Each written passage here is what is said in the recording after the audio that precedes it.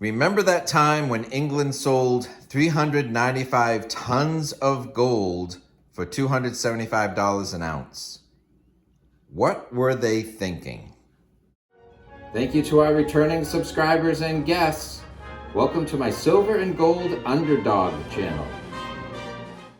In this video, I want to cover the time that England sold 395 tons of gold for $275 an ounce and the impact that had on the gold market, and if history has been kind or harsh to that decision.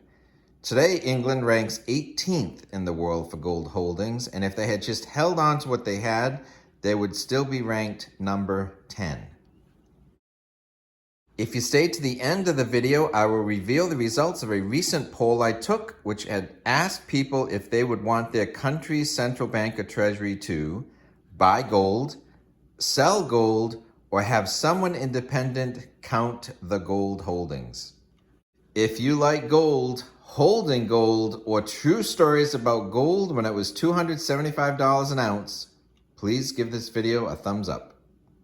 So this story is about countries holding, selling, or buying gold. I think it's a cautionary tale, but as individuals, we're free to sell our gold if it meets our needs at that time. Then our gold is doing what it was intended for: holding, maintaining wealth, store of value as savings, but a store of value to be used at a later date as a gift, for retirement, portfolio insurance, or a hedge against inflation. But why would a government sell? If anything, with the money printing going on, shouldn't governments be increasing the amount of gold, even if just some of their currency was backed by a bigger and bigger gold reserve? So England sold a big portion of their gold holdings in 1999, and this is an article from the Financial Times 10 years later to look at the impact. Gold sales cost Europe's central banks $40 billion. Europe's central banks are $40 billion poorer than they might have been after they followed a British move taken 10 years ago to shrink the Bank of England's gold reserves. London's announcement on May 1999 that it would sell a large share of the bank's gold reserves in favor of assets offering a return, such as government bonds, was the high watermark of the so-called anti-gold sentiment among European central banks. Many of these banks, such as those in France, Spain, the Netherlands, and Portugal, decided later in 1999 to follow Britain and sell off their reserves. At that time, gold was worth around $280 an ounce. European banks sold about 3,800 tons of gold, reaping about $56 billion. According to calculations from official sales data and bullion prices. Taking into account the likely returns from the investments in bonds, the banks have gained another $12 billion.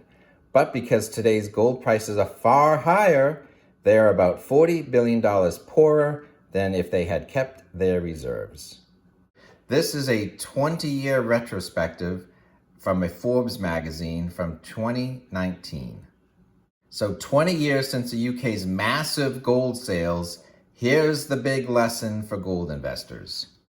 The gold market couldn't believe it, nor could the UK's partners in Europe. The British Parliament was outraged. I would like the government to explain why so fast and why so much, said Sir Peter Tapsell to the House of Commons on June 16, 1999. In a long, detailed speech, Tapsell lambasted the UK's then-ruling New Labour Party for what he called a reckless act, suddenly announcing on May 7th heavy sales from the country's gold bullion reserves that would start in July. Cutting 395 tons from the UK's 715-ton holdings reduces our monetary independence, Tapsell said. The decision smacks of short-termism, and the method of sale chosen, an auction, is also ill-advised. Hindsight is easy, but history says Tapsell was right. Gold prices fell 10% between the UK's announcement and its first sale 2 months later, Across the 3-year program, the sales achieved an average price of $275 an ounce.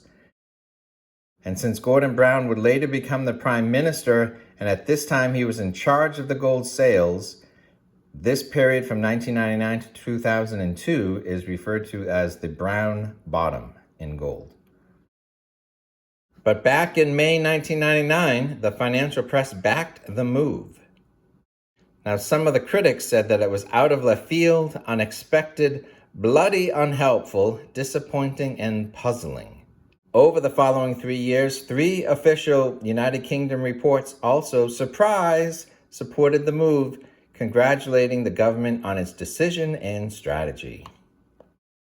The impact is the market's wider shock upset the UK's European Central Bank partners in particular, not least because many of them were considering gold sales of their own, only to see the UK push the price down by 10% with its clunking fist strategy of announcing auctions long in advance.